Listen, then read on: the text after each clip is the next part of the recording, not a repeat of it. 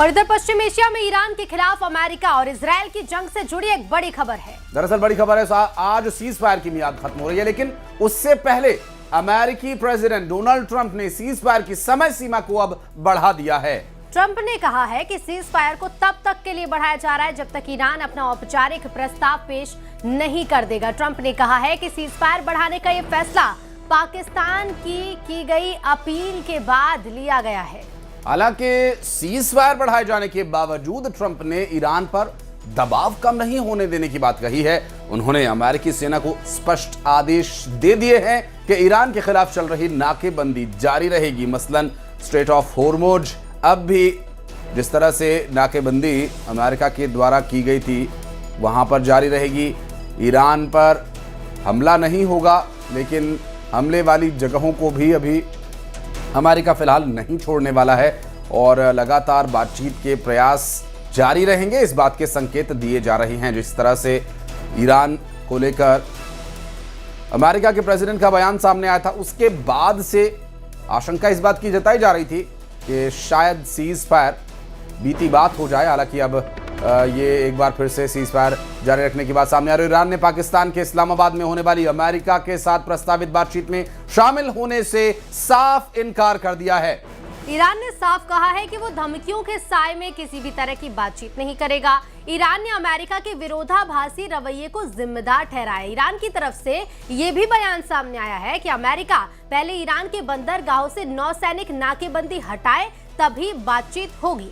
दरअसल अमेरिकी president Donald Trump ने यह दोहराया कि ईरान बंदरगाहों पर नाकेबंदी तब तक जारी रखेगा जब तक ईरान किसी समझौते की स्थिति में रजामंदी नहीं दे देता। और इन बयानों से साफ है कि फिलहाल बातचीत को लेकर अनिश्चितता बनी हुई है और ये अनिश्चितता युद्ध शुरू होने से पहले से बनी हुई थी।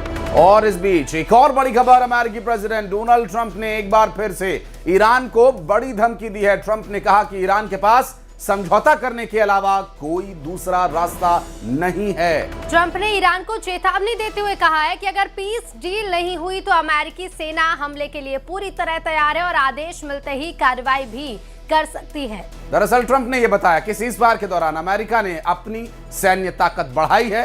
उन्होंने कहा कि हमारे पास बहुत ज्यादा गोला बारूद है, हमने इस समय का इस्तेमाल तैयारी में किया। और इस बात की देखिए आशंका लगातार जताई जा रही थी कि सीज फायर शायद उसी रिवाइव के लिए अमेरिका को इसकी आवश्यकता है, जबकि ईरान लगातार हमलों को झेल भी रहा है, पलटवार भी कर रहा है। और इस बीच एक और बड़ी खबर, तो ईरान की तरफ से भी अमेरिका और इजरायल को चेतावनी जारी कर दी गई है। ईरान के राष्ट्रपति के ऑफिस से जारी बयान में कहा गया है कि ईरान की शांति को कमजोरी समझना भूल होगी।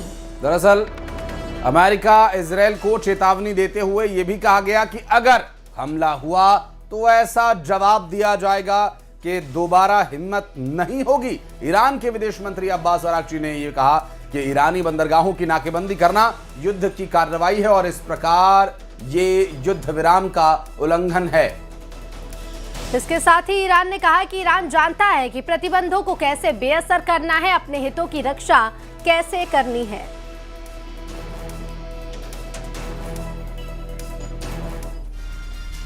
और अब बढ़ते हैं आगे, रुक करेंगे कुछ अन्य खबरों का। गृहमंत्री अमित शाह का कांग्रेस पर तीखा जुबानी